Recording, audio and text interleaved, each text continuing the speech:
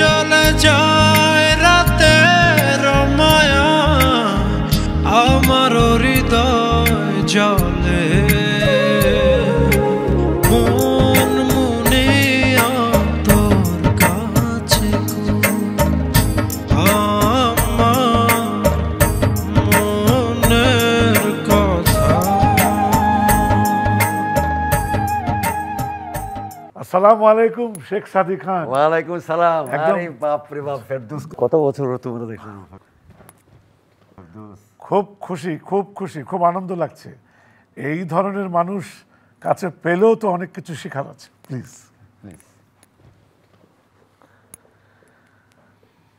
দর্শকবৃন্দ, আজকে একজন গুণী মানুষ আমাদের সামনে হাজির।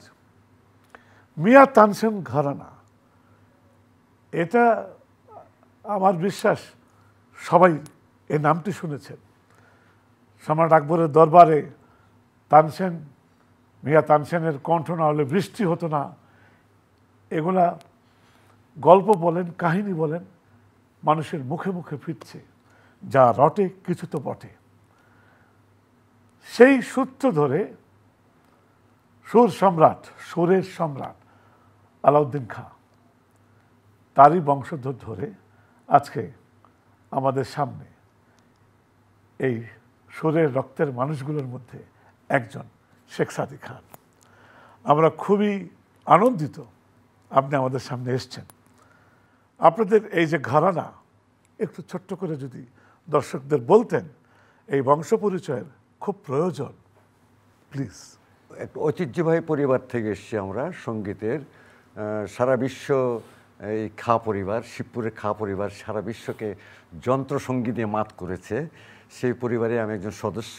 আমার বাবা উস্তাদ আয়েত আলী খান, উনিও তানসেনের ঘরানা থেকে সঙ্গীত শিখেছেন। তানসেনের ভ্রাতুষ্পুত্র ওয়াজির খাঁ সাহেব, ওয়াজির খাঁ সাহেবের কাছে আমার জ্যাঠামশাই মানে চাচা সুসম্রাট আলাউদ্দিন খান সাহেব সঙ্গীত তালিম নেন 30 বছর।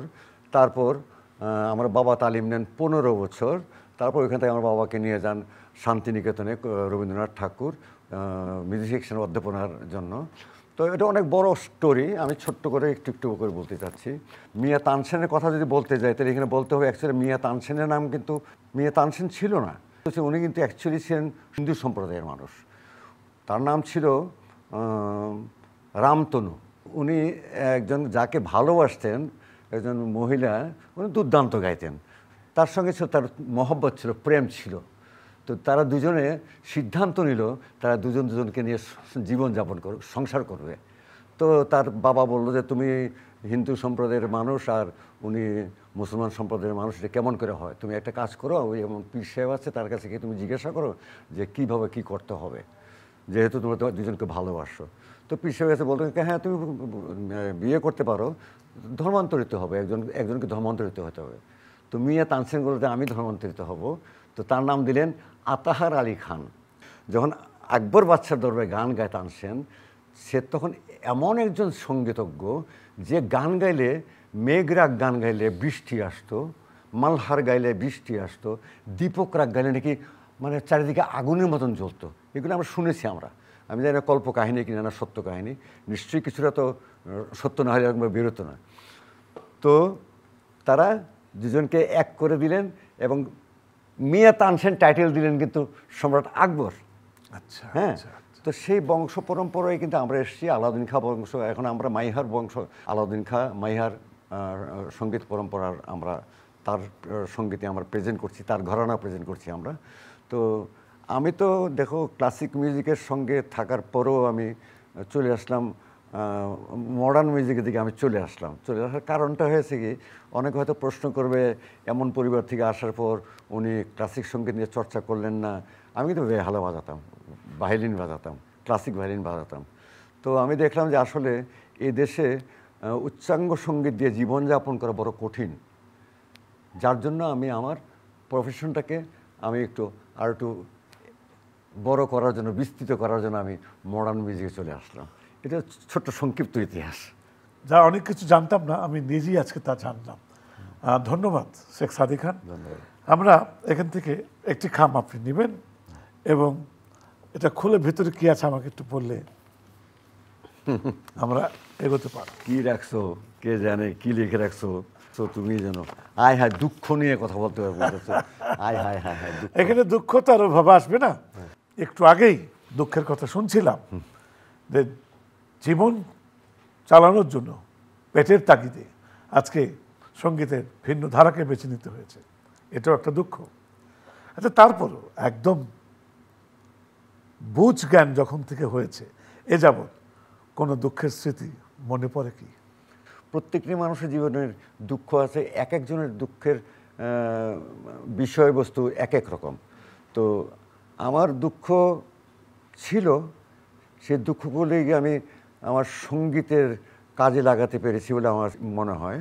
কারণ আমার দুঃখ থেকে এমন গান করেছি, এমন এমন গান করেছি যে গানগুলো যখন বাজে সেই গানগুলো অনেকের মনে এগুলি নাড়া দেয়, তার ভিতরে দুঃখটাকে মনে হয় নাড়া দিচ্ছে।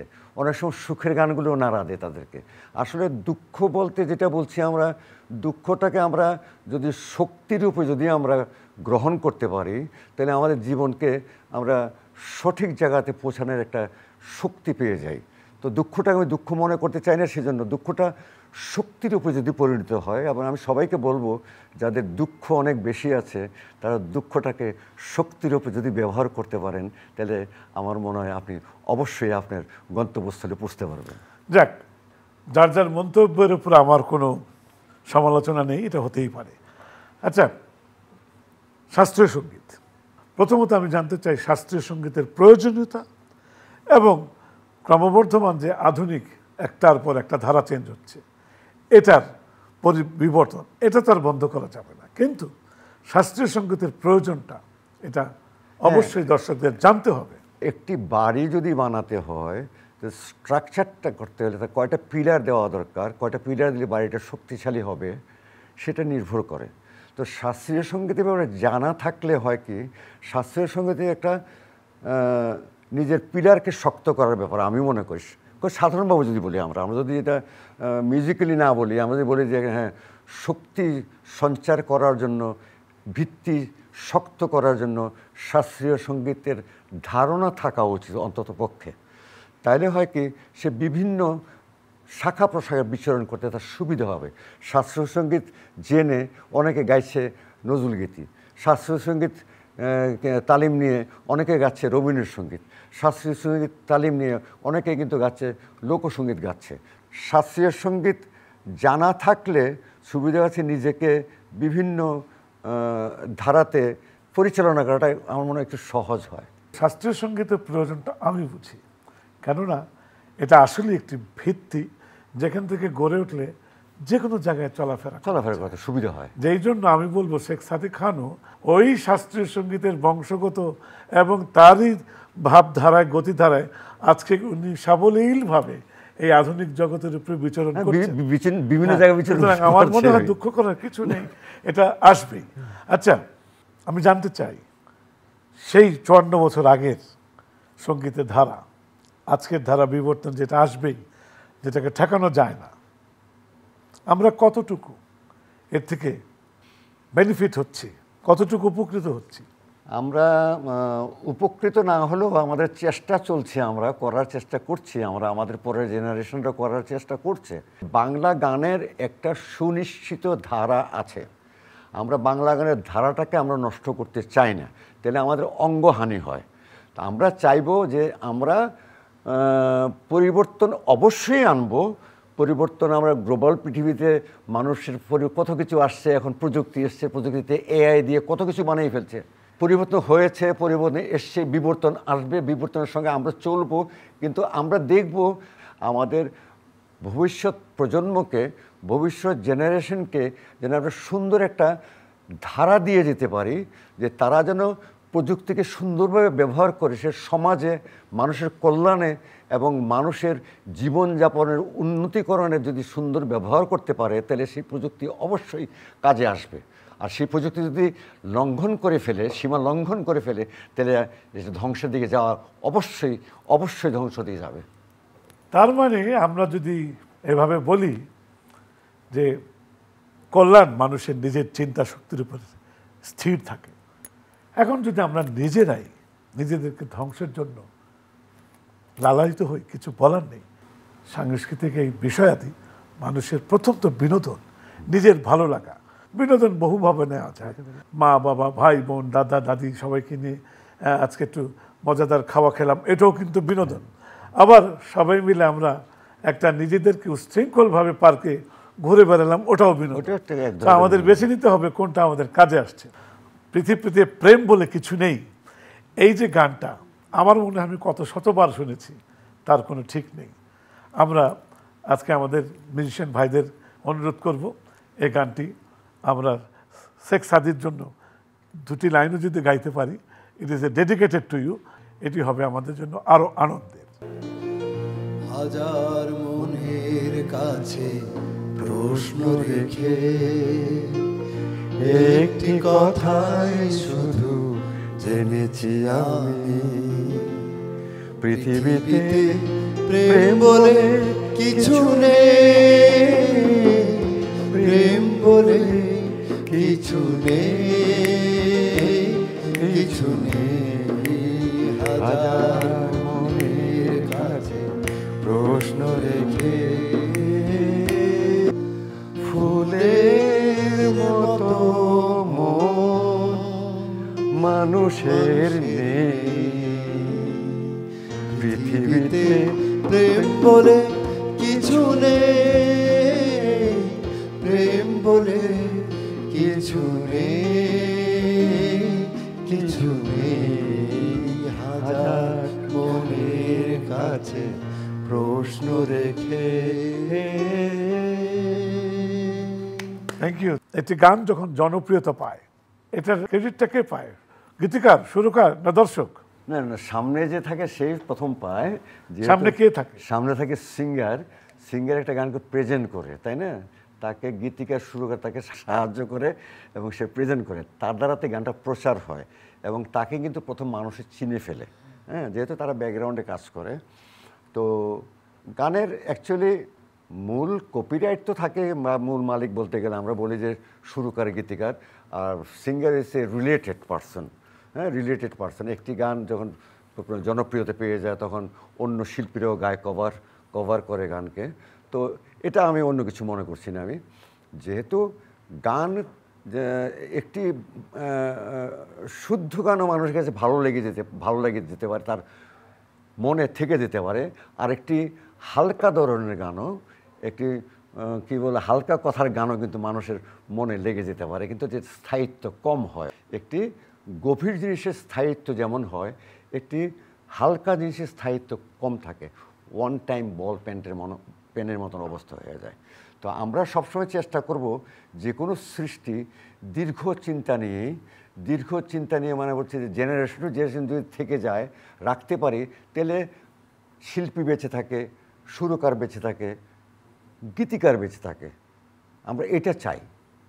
কবিগুরু রবীন্দ্রনাথ ঠাকুর বলেছেন, বাংলাদেশের মানুষ শুধু গান শুনেই তৃপ্তি পায়, কিন্তু ইউরোপে যখন একটি গানের সৃষ্টি হয়, শ্রোতারা যখন শোনে, তারা দেখে গান কেমন হইল, গানের গীতিকার কেমন লিখলো, গানের সুরের গভীরতা কতটুকু, এবং যিনি গানটা করলেন তার তাল লয় ছন্দের গান কতটুকু, ডিজাইনটা, কণ্ঠের, এই যে এত কিছু ডিভাইন করে যখন তারা একটা শিল্পীর গান পছন্দ করে, আমার প্রশ্ন কেন?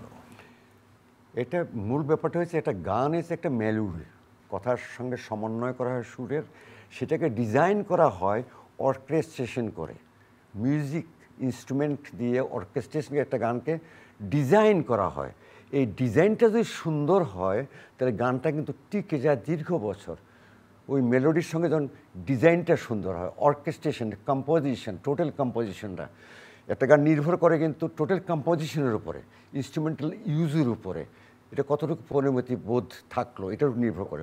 অনেক সময় আছে আমরা গান করে দেখা যাচ্ছে, গান একটা মেলোডি একরকম গাইলো, গানের অর্কেস্ট্রাটা এমন একটা বাজলো যে আমি মনে করি যে আমারে দুটি চোখ পাথর তো নয়, তবু কেন ক্ষয়ে ক্ষয়ে যায়, কখনো নদীর মতো তোমার পথের পানে বয়ে বয়ে যায়, বয়ে বয়ে যায়।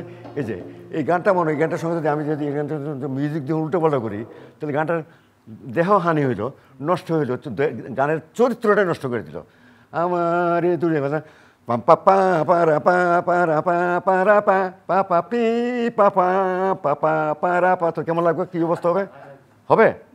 তুমি একটি যখন ড্রেস পরো, একটা যখন কাপড় পরো, তুমি কাপড়টা পরার সময় তুমি চিন্তা করো আমার এই কালারটার সঙ্গে আমার কোন প্যান্টটা কম্বিনেশনটা ভালো হয়, সেই চিন্তাটা যদি থাকতে হবে তোমাকে সুন্দর ভালো লাগার জন্য। সৌন্দর্য বোধ বলো, সুন্দর বলো বা আকর্ষণ বলো, তো তেমনই কিন্তু একটা সৃষ্টি, তার আকর্ষণটা কিন্তু টোটালটা সৃষ্টি একটা ডিজাইনের উপরে। যেমন আমার কন্যাকে আমি যখন বিয়ে দিই তখন আমার কন্যাকে সাজিয়ে দিই না আমি, তেমনই একটি গানকে সাজাতে হয়, টোটাল ইনস্ট্রুমেন্ট দিয়ে তাকে সাজাতে হয়। আরেকটা হয় খালি গলায় হারমোনিয়ামে গান বাজানো, ওটা অন্যরকম ব্যাপার। আমাদের সেই বোধটুকু থাকা দরকার যে আমরা একটি গানকে কিভাবে প্রেজেন্ট করছি, আমরা কতদিনের জন্য প্রেজেন্ট করছি, এই গানটা কতদিন থাকতে পারে, সেই চিন্তাটুকু কিন্তু তার থাকা উচিত। যে ক্রিয়েট করে তার একটা ইনটিউশন থাকে, সে যা আকার মানুষই হোক, সুরের মানুষই হোক, আর খেলার মানুষই হোক, প্রত্যেকেরই সে কিন্তু একটা আলাদা টার্গেট থাকে। সেই টার্গেটটা যদি না থাকে তাহলে কিন্তু আমরা আমাদের গানকে বা আমাদের সঙ্গীতকে আমরা বেশি দূর নিতে পারবো না। আজকে রাগ রাগিনী বছরের পর বছর, হাজার বছর ধরে চলছে এখানে রাগ রাগিনী। কী কারণে চলছে? যারা সৃষ্টি করেছিল তারা জানে কীভাবে সৃষ্টি করেছিল। এটা রাগ রাগিনী কোত্থেকে আসছে? আমার মাটির থেকে আসছে, আমার লোকগীতির থেকে রাগ রাগিনী বেরিয়ে আসছে। এক একজন পণ্ডিত এক একটা সময়, এক একটা রাগের একটা সময় আছে। কিন্তু রাতের রাগ রাতে ভালো লাগে, সকালের রাগটা সকালেই ভালো লাগে, সকালের রাগটা কিন্তু যদি রাতে বাজাও সেটা কম ভালো লাগে এবং সেটা অভিশপ্ত হয়ে যায়। আমি রাতের রাগ, মালকুশ রাগ আমি সকালবেলা করব কেন? আমি রাগেশ্রী রাগ সকালবেলা কেন করব? আমি পুরিয়া ধানেশ্রী আমি সকালবেলা কেন গাবো? টাইম তো আছে, প্রথম প্রহরের জন্য আছে, দ্বিতীয় প্রহরের জন্য আছে, তৃতীয় প্রহরের জন্য, চতুর্থ প্রহরের জন্য আছে, তাই না? এক একটা সময়ের জন্য এক একটা, এটা হচ্ছে প্রকৃতির পরিবেশের সঙ্গে সুরের একটা সম্পর্ক আছে। এটা কিন্তু থাকে অদৃশ্য। এটাকে যখন নাকি সে গ্রহণ করে, গ্রহণ করার পরে সে যখন এটা প্রকাশ করে তখন এটা হয় দৃশ্যমান, মানুষ শুনতে পায়। আপনার কথায় যেটা বুঝলাম যে প্রত্যেকটা জিনিসের একটি সাজানোর ব্যাপার আছে, অবশ্যই গোছানোর ব্যাপার আছে। সংসার সুখের যদি হয় রমণীর গুণে, তাহলে সুরের ধারাটিও সুরকার, গীতিকার, যিনি মিউজিশিয়ান গান করবেন, মিউজিশিয়ান সবাইকে মিলে। রাইট। সো এটি একটি পুরোপুরি সংসার। খুব ভালো লাগলো। কিন্তু আপনার পদচারণা আল্লাহ তাআলা যেন আরো অনেক দিন চালিয়ে নিয়ে যান, কেন এই ধরনের মানুষদের আমাদের দরকার। দর্শকবৃন্দ, আজকে যার মুখ থেকে আপনারা কিছু উপদেশ, আপনারা কিছু গোছানোর নিয়ম কানুন, সঙ্গীতের ধারা বর্ণনা, এই জিনিসগুলো কিন্তু সবার দ্বারা হবে না। তার অভিজ্ঞতা থেকে যেটা বলেছে, গ্রহণ করা না করা সবই আপনাদের ব্যাপার। তবে আমি অনুরোধ করব মন থেকে যারা সঙ্গীতকে ভালোবাসেন, চলুন না সবাই মিলে শেখ সাদিক খানের কথাগুলো একটু ভাবি, একটু বিবেচনায় আনি, একটু চিন্তা করি। এতে আমাদের ক্ষতি হবে না, বরঞ্চ বাংলাদেশের সঙ্গীত আকাশ অনেক কিছু পাবে। আবারও শুভেচ্ছা। তোর তরে হায় মন পুড়ে যা, তুই সে থাকিস দূরে।